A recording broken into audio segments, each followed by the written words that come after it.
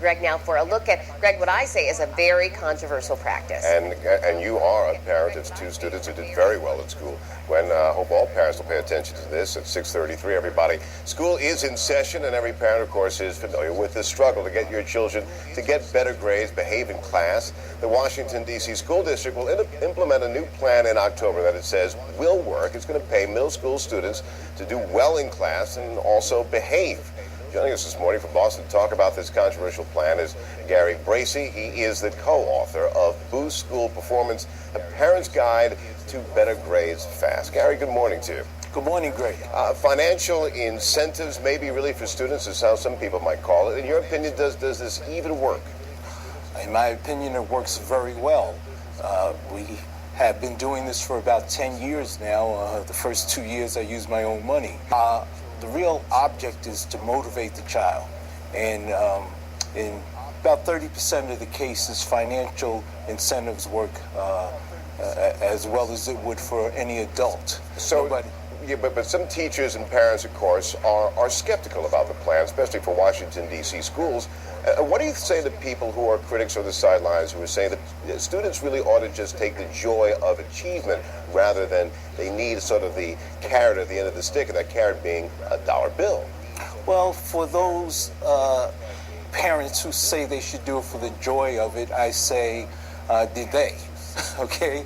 I don't think that a lot of people did as well as they might have done if there weren't some kind of reward.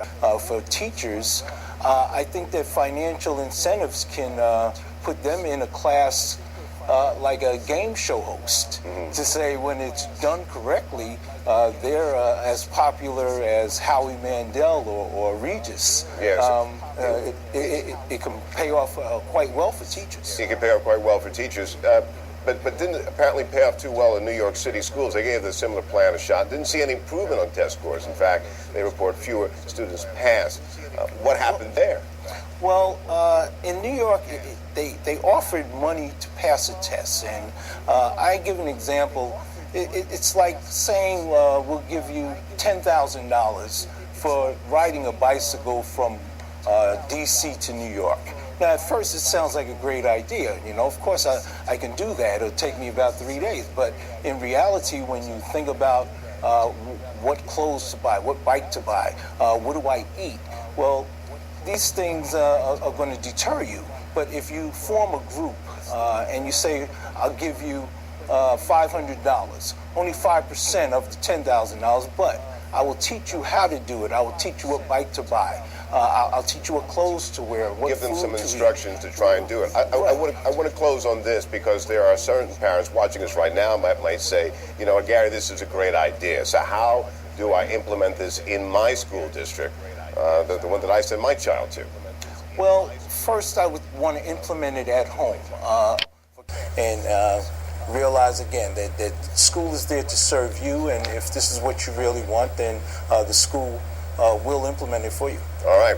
He's Gary Bracey. He's the co-author of Boost School Performance, a parent's guide to better grades fast. We want to thank you for joining this morning from our Boston studio. Something to think about if you're a parent this morning. 6:30.